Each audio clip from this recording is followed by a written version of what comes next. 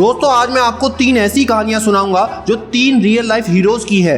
अगर आपने इन तीनों कहानियों को आखिरी तक सुन लिया तो आपकी हिम्मत 100 गुना बढ़ जाएगी। ये तीनों कहानियां आपको सोचने पर मजबूर कर देंगी, क्या सच में ऐसी कोई चीज है जो आपको आईएएस बनने से रोक सकती है? क्या सच में आपकी परिस्थितियां, आपकी मजबूरियां इतनी ज्यादा है जिसके कारण आप परेशान होते हो? आज जो भी कुछ आप सीखने वाले हो आपको जिंदगी भर ये बातें याद रहेंगी। तो हमारी पहली कहानी है जन्म से ही 100% नेत्रहीन बाला नागेंद्रन की। बाला ने 2011 में यूपीएससी सिविल सेवा परीक्षा की तैयारी आरंभ की। हालांकि उन्हें उस समय सभी किताबों को ब्रेल भाषा में परिवर्तित करने में कुछ मुश्किलें आईं, पर सपना पूरा करने की चाह ने उनके लिए सब आसान कर दिया। इसके बाद बाला ने 4 बार यूपीएससी की परीक्षा दी और हर बार असफल रहे, लेकिन आईएएस अधिकारी बनने के अटूट आत्मविश्वास के साथ बाला नागेंद्रन ने इन असफलताओं को बिल्कुल अलग कर दिया और अपनी महत्वाकांक्षा का पीछा करते रहे। उनके लिए कोई बाधा अचूक नहीं थी, इस तथ्य से भी नहीं कि वे नेत्रहीन हैं। वो कहते हैं, मैंने कभी भी इसे बाधा नहीं माना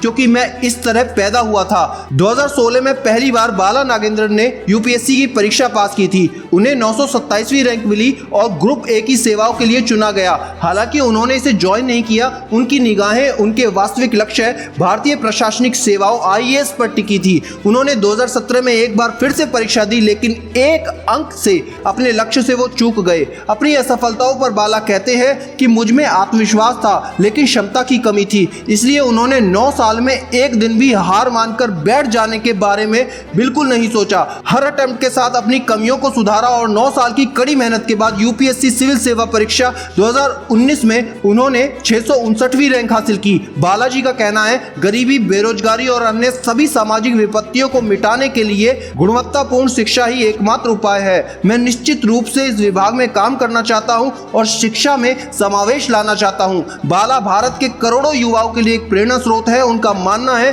कि व्यक्ति अपने धन से नहीं बल्कि अपने ज्ञान से बड़ा होता है। वो कहते हैं कि कोई भी लक्ष्य इतना बड़ा नहीं होता जिसे कड़ी मेहनत और आत्मविश्वास से पाया ना जा सके। हमारी दूसरी कहानी है एक ऐसी लड़की की जो शारीरिक रूप से जन्म से ही एक गंभीर बीमारी की शिकार थी और साथ ही उनको आईएएस बनने के लिए कोर्ट जाकर आयोग के खिलाफ लड़ना पड़ा। जी हाँ, ये कहानी है ईरा सिंघल जी की। ईरा जी का जन्म यूपी के मेरठ जिले में हुआ था। उन्होंने अपने बचपन के 7 से 8 साल वहीं पर बिताए, जिसके बाद वो अपने परिवार के साथ दिल्ली शिफ्ट हो गई। वो बताती है, जब वो मेरठ में रहती थी तब वहाँ काफी दिनों तक कर्फ्यू लगता था और वो लोगों से सुनती थी कि डीएम ही कर्फ्यू लगाते हैं। डीएम की शक्ति और जिम्मेदारियों से ईरा काफी प्रभावित हुई और उन्होंने ये तय किया कि वो बड़ी होकर डीएम बनेंगी। ईरा ने Netaji Subhash institute of technology से ग्रेजुएशन की डिग्री हासिल करी और faculty of management studies Delhi से एमबीए की डिग्री हासिल की। उन्होंने कन्फेक्शनरी फर्म कैडबरी इंडिया में मैनेजर के रूप में और कोका कोला में मार्केटिंग इंटर्न के रूप में भी काम किया।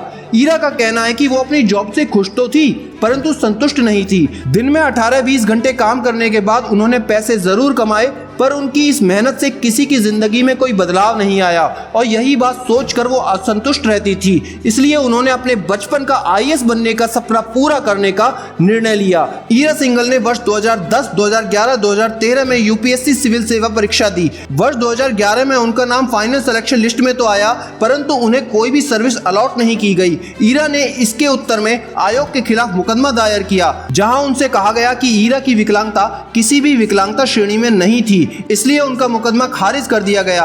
आयोग द्वारा मुकदमे को खारिज करने के बाद भी वो केंद्रीय प्रशासनिक न्यायाधिकरण में गई। लंबे धैर्य के बाद उन्होंने 2014 में अपना केस जीता और उन्हें आईआरएस सर्विस के लिए चयनित किया गया। यह फैसला उनके 2014 के मेंस परीक्षा से ठीक पहले आया। ईरा ने एक आखिरी प्रयास समझकर ये परीक्षाएं दी थी। ईरा सिंघल ने 2014 में यूपीएससी सिविल सेवा परीक्षा की सामान्य श्रेणी में टॉप किया। ईरा रीढ़ की वक्रता से पीड़ित है, जिसे स्कोलियोसिस कहा जाता है। ये कितनी गंभीर बीमारी है आप गूगल पे सर्च करके जरूर देखना, लेकिन उन्होंने कभी भी अपनी विकलांगता को अपने सपनों के मार्ग में बाधा नहीं बनने दिया। उनकी विकलांगता ने उन्हें उनके लक्ष्य के लिए काम करने से कभी नहीं रोका। उनका कहना है कि देश की सेवा करने की मजबूत इच्छा शक्ति के कारण ही ये सब हुआ है। हमारी तीसरी कहानी भी एक ऐसी ही जुनूनी लड़की की है। 5 साल की उम्र में पूर्णा की आंखों की रोशनी कम होने लगी थी। उनके माता पिता ने मदुरई के अरविंद नेत्र अस्पताल में उनका इलाज कराया। हालांकि डॉक्टरों ने उन्हें बताया कि पूर्णा को एक दुर्लभ अपक्षयी विकार की बीमारी है। धीरे धीरे उनकी दाहिनी आंख पूरी तरह से नेत्रहीन हो गई और उनकी बाएं आंख को बचाने की कोशिश के लिए सर्जरी की गई। दुर्भाग्यवश ये सर्जरी असफल रही और पूर्णा ने धीरे धीरे अपनी दोनों आंखों की रोशनी खो दी। पूर्णा बताती हैं कि मैं 11वीं कक्षा में IAS अधिकारी बनने का सपना देखने लगी। उन्होंने ये भी कहा कि T उपाध्याय चंद्रन और U सगायम जैसे IAS अधिकारियों के बारे में सुनकर उन्हें सिविल सेवा परीक्षा में बैठने के लिए प्रेरणा मिली। वो IAS बनकर शिक्षा, स्वास्थ्य और महिला सशक्तिकरण जैसे क्षेत्रों में काम करना चाहती हैं। पूर्णा का UPSC की तैयारी का सफर बिल्कुल आसान नहीं रहा। दृष्टिबाधित होने के कारण उन्हें पढ़ने में काफी चुनौतियों का सामना करना पड़ा, लेकिन उनके माता पिता और दोस्तों ने इस सफर में उनका पूरा साथ दिया और उनके IAS बनने के सपने को पूरा करने के लिए अपना योगदान दिया। वो बताती हैं कि मुझे ऑडियो प्रारूप में सभी अध्ययन सामग्री नहीं मिलती थी, इसलिए मेरे माता पिता दिन रात मेरे लिए किताबें पढ़ते थे और मेरे दोस्तों ने कुछ पुस्तकों को ऑडियो रूप में बदलने में मदद की। यहाँ तक कि वे इंटरनेट से जरूरी स्टडी मटेरियल सर्च कर उपलब्ध करने में भी मेरी मदद करते थे। ये उन सभी का सहयोग और मेहनत है जिसने मुझे एक IAS अधिकारी बना दिया। दोस्तों, मैं आशा करता हूँ अब आपका कोई बहाना नहीं बचा होगा। वीडियो अच्छी लगी तो लाइक करके शेयर जरूर करना। इंस्टाग्राम पर मुझे फॉलो करो, लिंक डिस्क्रिप्शन में मिलेगा। चैनल को अभी सब्सक्राइब करो, क्योंकि याद रखना, मैं हूं सिद्धांत शर्मा, कोई है या नहीं, मैं हमेशा आपके साथ हूं। Be happy and stay motivated with सिडीमेनिया।